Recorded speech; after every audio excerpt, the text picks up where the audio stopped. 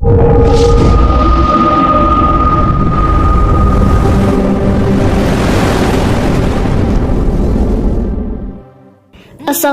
warahmatullahi wabarakatuh.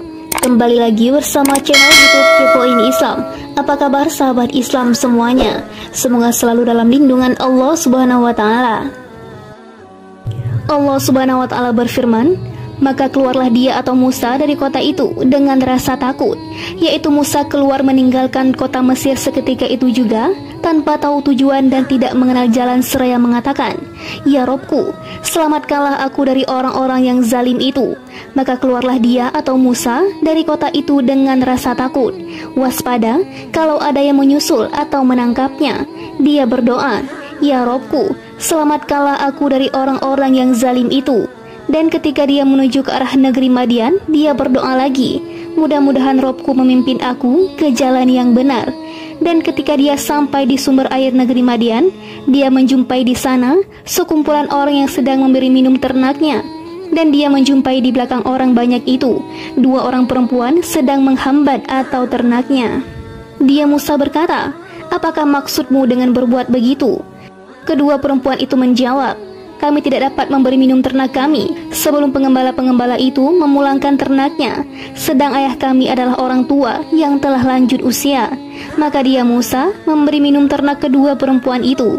Kemudian dia kembali ke tempat yang teduh lalu berdoa, "Ya Robku, sesungguhnya aku sangat memerlukan suatu kebaikan atau makanan yang engkau turunkan kepadaku." Quran Surah Al-Qasas ayat 21-24. Allah mengabarkan tentang kepergian hamba, rasul, dan sosok yang ia ajak berbicara, meninggalkan Mesir dengan takut, dan menoleh ke sana kemari dengan penuh kewaspadaan, khawatir jika ada pasukan Fir'aun yang mengejar, sementara Musa sendiri tidak tahu hendak pergi kemana, karena ia belum pernah keluar meninggalkan Mesir sebelum itu. Dan ketika dia sampai di sumber air negeri Madian, sumur tempat penduduk Madian biasa mengambil untuk keperluan minum. Madian adalah negeri tempat Allah membinasakan penduduk Aika. Mereka adalah kaum Nabi Syuaib.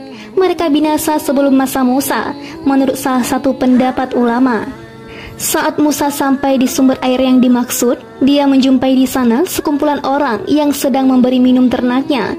Dan dia menjumpai di belakang orang banyak itu 2 orang perempuan sedang menghambat atau ternaknya. Keduanya menghambat kambing-kambing mereka agar tidak bercampur dengan kambing-kambing orang lain. Ahli kitab menyatakan mereka berjumlah 7 gadis. Ini juga keliru. Mungkin jumlah mereka 7 gadis, tapi yang mengambil air hanya 2 di antaranya. Penyetuan riwayat ini dimungkinkan jika memang ada riwayat yang terjaga kesahihannya yang menyebut jumlah mereka 7 gadis. Jika tidak, kita tetap mengacu pada tekstual ayat 2 wanita. Dia Musa berkata, "Apakah maksudmu dengan berbuat begitu?" Kedua perempuan itu menjawab, "Kami tidak dapat memberi minum ternak kami sebelum pengembala-pengembala itu memulangkan ternaknya, sedang ayah kami adalah orang tua yang telah lanjut usia, yaitu kami tidak bisa mengambil air dari sumber itu sebelum para pengembala membawa pulang hewan-hewan gembalaan mereka, karena kami lemah, dan kami mengembala kambing-kambing ini disebabkan karena ayah kami sudah tua." Allah Subhanahu wa taala berfirman, maka dia Musa memberi minum ternak kedua perempuan itu. Para mufassir mengatakan, ketika para pengembala memulangkan hewan-hewan ternak, mereka menutup sumur tersebut dengan bongkahan batu besar. Kedua wanita ini kemudian datang, lalu memberi minum kambing-kambing mereka berdua dengan air sisa kambing-kambing para pengembala yang sudah pulang. Pada hari itu, Musa datang lalu mengangkat batu besar tersebut seorang diri, lalu memberi minum kambing-kambing milik kedua wanita itu. Setelah itu, mengembalikan batu besar tersebut ke tempat semula. Amirul Mukminin Umar mengatakan, batu itu hanya bisa diangkat 10 orang. Musa hanya mengambil 1 timba besar, namun cukup untuk kambing-kambing milik kedua wanita itu. Setelah itu, Musa kembali berteduh. Para mufassir menyatakan, pohon tempat Musa berteduh adalah pohon Samur. Ibnu Jarir meriwayatkan dari Ibnu Mas'ud, Musa melihat pohon tersebut berwarna kehijauan dengan dedaunan melambai. "Ya Robku, sesungguhnya aku sangat memerlukan suatu kebaikan atau makanan yang engkau turunkan kepadaku." Ibnu Abbas mengatakan, Musa pergi meninggalkan Mesir menuju Madian tanpa memakan apapun selain kol dan dedaunan pohon dengan mengenakan alas kaki. Kedua sandalnya terlepas karena jauhnya jarak yang ditempuh. Musa kemudian duduk berteduh di bawah pohon dengan perut keroncongan menahan lapar. Padahal dia adalah makhluk pilihan Allah. Hijaunya kol terlihat dari dalam, dan saat itu ia sangat memerlukan kurma. Atta bin Sa'id mengatakan, saat Musa mengatakan, "Ya Robku, sesungguhnya aku sangat memerlukan suatu kebaikan atau makanan yang engkau turunkan kepadaku." Suara itu terdengar oleh seorang wanita. Kemudian datanglah kepada Musa salah seorang dari kedua perempuan itu berjalan dengan malu-malu. Dia berkata, "Sesungguhnya ayahku mengundangmu untuk memberi balasan sebagai imbalan atas kebaikanmu memberi minum ternak kami." Ketika Musa mendatangi ayahnya atau Syu'ib, dan dia menceritakan kepadanya kisah mengenai dirinya, dia Syu'ib berkata, "Janganlah engkau takut. Engkau telah selamat dari orang-orang yang zalim itu." Dan salah seorang dari kedua perempuan itu berkata, "Wahai ayahku, jadikanlah dia sebagai pekerja pada kita. Sesungguhnya orang yang paling baik yang engkau ambil sebagai pekerja pada kita ialah orang yang kuat dan dapat dipercaya." Dia Syu'ib berkata, "Sesungguhnya aku bermaksud ingin menikahkan engkau dengan salah seorang dari kedua anak perempuanku ini, dengan ketentuan bahwa engkau bekerja padaku selama 8 tahun, dan jika engkau sempurnakan 10 tahun, maka itu adalah suatu kebaikan darimu, dan aku tidak bermaksud memberatkan engkau. Insya Allah engkau akan mendapatiku termasuk orang yang baik." Dia Musa berkata, "Itu perjanjian antara aku dan engkau. Yang mana saja dari kedua waktu yang ditentukan itu yang aku sempurnakan, maka tidak ada tuntutan atau tambahan atas diriku lagi, dan Allah menjadi saksi atas apa yang kita ucapkan." Quran Surah Al-Qasas ayat 25-28. Saat Musa duduk berteduh dan mengucapkan, "Ya Robku, sesungguhnya aku sangat memerlukan suatu kebaikan atau makanan yang engkau turunkan kepadaku." Kedua wanita itu mendengar kata-katanya. Keduanya kemudian pulang menemui ayah mereka. Ayah mereka merasa aneh kenapa kedua anaknya pulang cepat. Keduanya kemudian memberitahukan tentang Musa. Si ayah lalu menyuruh salah satunya untuk menemui dan memanggil Musa. Kemudian datanglah kepada Musa salah seorang dari kedua perempuan itu berjalan dengan malu-malu. Cara jalan wanita merdeka. Dia berkata, "Sesungguhnya ayahku mengundangmu untuk memberi balasan sebagai imbalan atas kebaikanmu memberi minum ternak kami." Ia mengatakan dengan tegas agar tidak menimbulkan kecurigaan. Ini menunjukkan kesempurnaan rasa malu, sikap menjaga diri. Ketika Musa datang mendatangi ayahnya atau Syu'ib, dan dia menceritakan kepadanya kisah mengenai dirinya dan mengabarkan kisah tentang dirinya, ia keluar meninggalkan Mesir demi menyelamatkan diri dari Fir'aun. Saat itulah orang tua tersebut berkata padanya, "Janganlah engkau takut. Engkau telah selamat dari orang-orang yang zalim itu, yaitu kau sudah keluar dari kekuasaan mereka. Kau sudah tidak lagi berada di negeri mereka." Para mufassir berbeda pendapat terkait siapa orang tua ini. Ada yang berpendapat ia adalah Nabi Syu'ib alaihissalam. Inilah pendapat masyhur mayoritas mufassir. Di antara yang menyebut nama ini adalah Hasan al-Basri dan Malik bin Anas. Dalam sebuah hadis, nama Syu'ib juga disebut secara jelas. Hanya saja di dalam sanadnya ada perawi yang diperdebatkan. Sekelompok lainnya menyatakan Syu'ib berumur panjang setelah kaumnya binasa hingga menjumpai Nabi Musa dan menikahkan Musa dengan putrinya. Ibnu Abi Hatim dan lainnya meriwayatkan dari Hasan al-Basri, kawan Musa ini bernama Syu'ib. Ia adalah pemilik sumber air Madian, namun ia bukan seorang nabi, ia pemimpin Madian. Pendapat lain menyebutkan ia adalah keponakan Syu'ib, yang lain menyebut saudara sepuluh Syu'ib. Ada juga yang menyebut seorang mukmin dari kaum Syu'ib. Ada yang menyebutkan nama orang tersebut adalah Yasrun. Kitab para ahli kitab menyebutkan Yasrun dukun Madian, maksudnya pembesar dan orang yang paling tahu di Madian. Ibnu Abbas dan Abu Ubaidah bin Abdullah menyatakan namanya Yasrun. Abu Ubaidah menambahkan ia adalah keponakan Syu'ib. Ibnu Abbas menambahkan ia penguasa Madian. Yang jelas, saat orang tersebut menjamu dan memberikan tempat yang baik bagi Musa, kemudian Musa mengisahkan peristiwa yang ia alami. Ia menyampaikan kabar gembira kepadanya bahwa ia telah selamat. Saat itu, salah satu dari dua orang putrinya mengatakan kepadanya, "Wahai ayahku, jadikanlah dia sebagai pekerja pada kita, yaitu untuk mengembalakan kambing-kambing milik ayah." Kemudian ia memujinya sebagai lelaki kuat dan terpercaya. Umar, Ibnu Abbas, Syurai Al-Qadi, Abu Malik, Qatadah, Muhammad bin Ishaq dan lainnya menuturkan, saat putrinya mengatakan seperti itu, ayahnya berkata padanya, "Bagaimana kau bisa tahu?" Ia menjawab, "Ia mengangkat batu besar yang hanya bisa diangkat 10 orang. Selanjutnya, saat aku datang bersamanya, aku berjalan di depannya. Lalu ia berkata, 'Berjalanlah di belakangku.' Kemudian ketika ada persimpangan jalan, lemparkan batu kecil, sehingga aku tahu arah mana yang harus aku tempuh."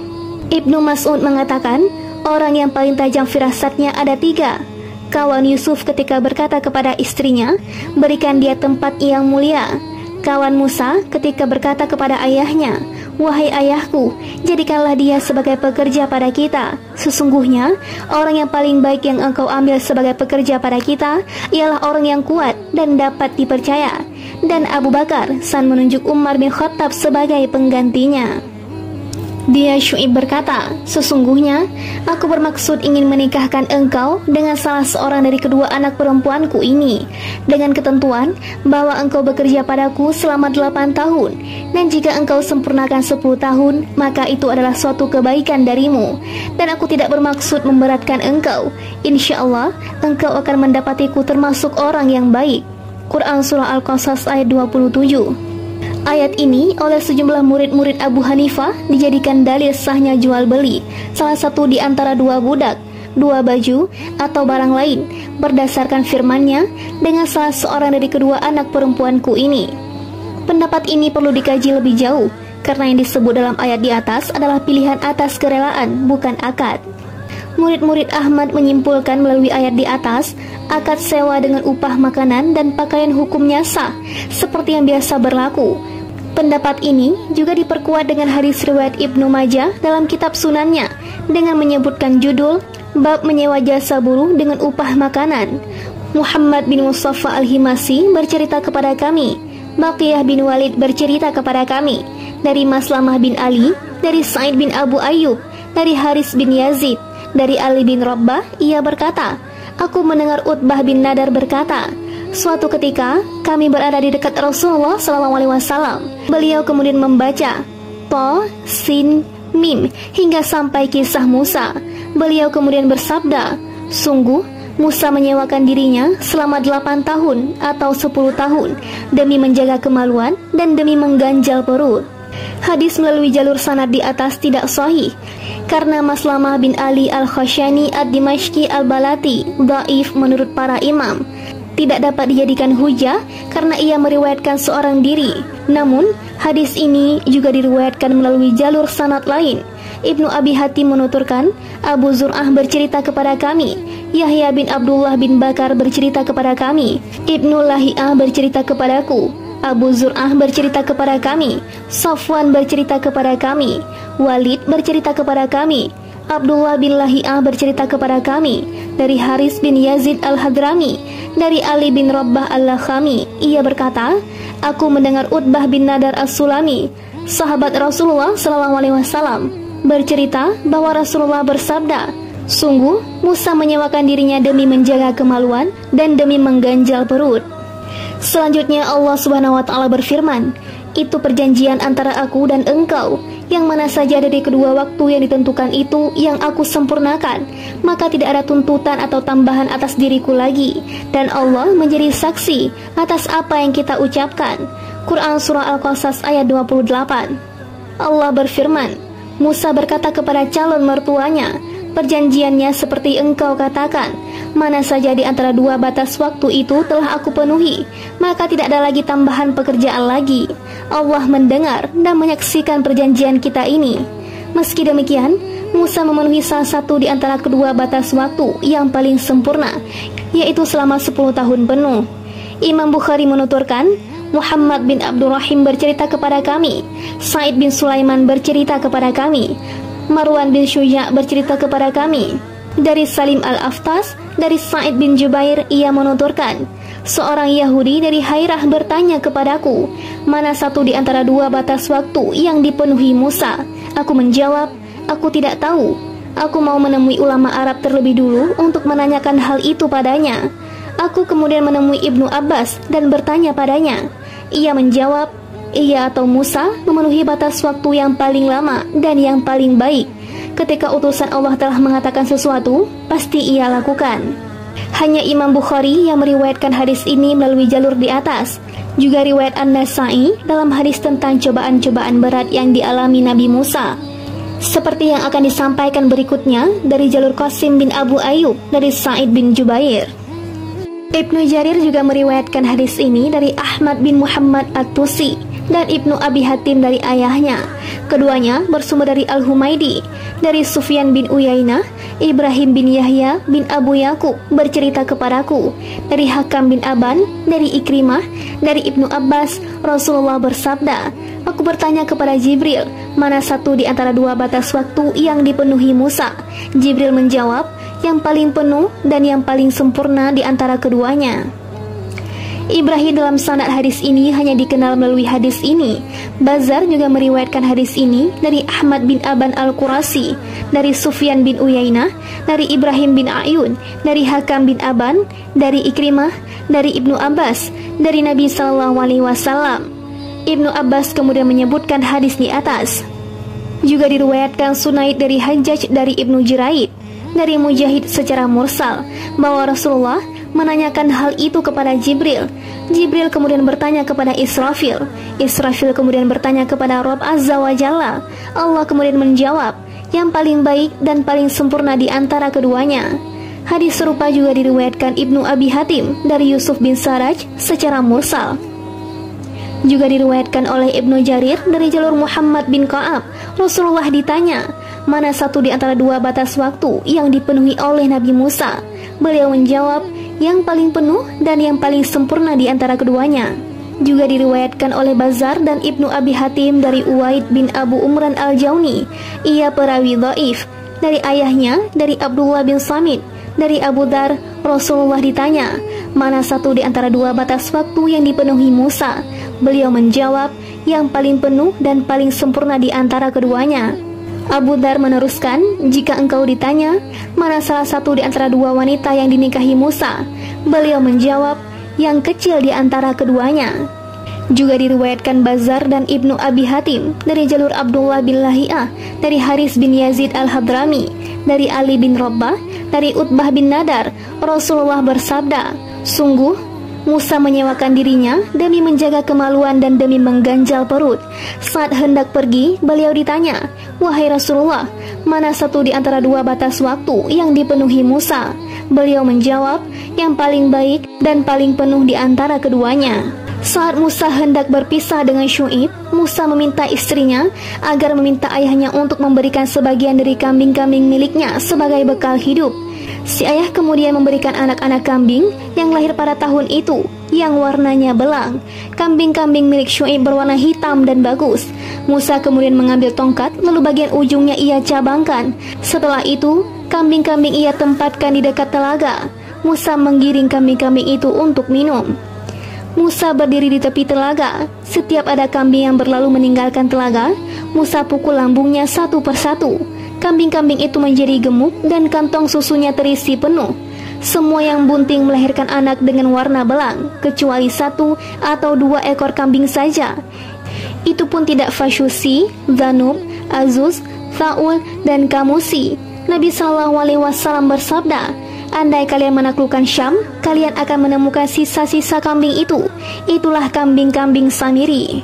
Ibnu Lahiyah menjelaskan, Fasyusi artinya kantong susu yang lebar, Zanub artinya kantong susu yang panjang hingga diseret, Azuz artinya kantong susu yang bercabang, Thaul artinya kecil kantong susunya seperti puting susu, Kamusi artinya kantong susu yang tidak bisa dipegang dengan baik saat diperah karena kecil.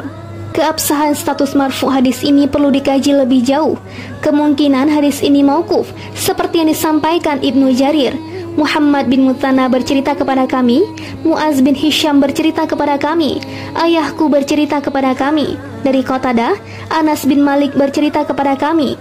Ia berkata, ketika Musa telah menunaikan batas waktu atau pengembalaan kambing, seperti yang telah mereka berdua sepakati, kawannya itu berkata, Setiap kambing yang lahir dengan warna belang, silahkan kau ambil. Musa kemudian memasang tali di atas permukaan air. Saat kambing-kambing melihat tali, mereka terkejut lalu berjalan sesaat. Kemudian semua yang bunting melahirkan. Semua anaknya belang, kecuali seekor kambing. Musa mendapatkan semua anak kambing yang lahir pada tahun itu. Sanad hadis ini bagus, semua perawinya thiqah.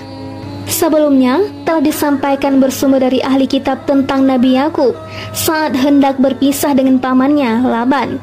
Laban memberikan semua anak kambing yang berwarna belang untuk Nabi Yakub. Nabi Yakub kemudian melakukan hal yang hampir sama seperti yang dilakukan Nabi Musa di atas. Wallahu a'lam.